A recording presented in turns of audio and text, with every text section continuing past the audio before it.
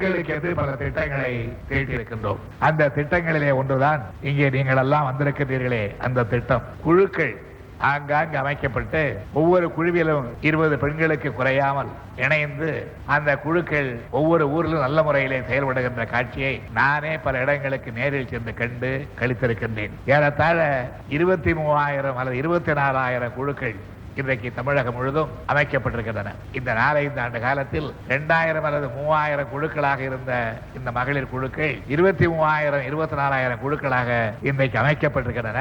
அதில் இருக்கின்ற மொத்தம் மகளிர் ஏறத்தாழ 4 லட்சம் பேர் அதில் இன்றைக்கு மகளிர் அங்கத்தினர்களாக இருக்கின்றார்கள் என்பது மகளிர் முன்னேற்றத்திலே அவர்களுக்கே அக்கறை வந்திருக்கிறது என்பதற்கு இது ஒரு எடுத்துக்காட்டாக அமைந்திருக்கின்றது. நானே 2 குழுக்களை திடீரென்று சென்று பார்த்தேன். வருவதை அறிவித்து இத்தனாம் தேதி இத்தனை மணிக்கு வரப்போகிறேன் என்றெல்லாம் எடுத்து சொல்லாமல் திடீரென்று சென்று அந்த குழுக்களை சந்திக்கின்ற வாய்ப்பை பெற்றேன். அவர்களிடத்தில் பேசும் பொழுது எனக்கே தமிழ்நாட்டில் தான் இருக்கிறோமா என்கின்ற அளவிற்கு சந்தேகம் ஏற்பட்டது.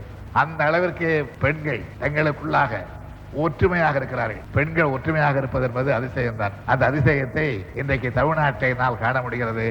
அந்த குழுக்களின் மூலமாக இந்த திட்டங்கள் நல்ல முறையிலே செயல்பட வேண்டும் என்று வாழ்த்தி இந்த விழாவிலே கலந்து கொண்டிருக்கின்ற அருமை தாய்மார்களும் அன்பு சகோதரிகளுக்கும் என்னுடைய பாராட்டுக்களையும் வாழ்த்துக்களையும் தெரிவித்து ஜாதி சமயமற்ற சமுதாயத்தை காண, பொருளாதாரத்திலே தாழ்வற்ற சமுதாயத்தை காண, முற்போக்கான சமுதாயத்தை காண, மூட நம்பிக்கை ஒழிந்த சமுதாயத்தை காண அனைவரும் ஒன்று திரளுவோம்.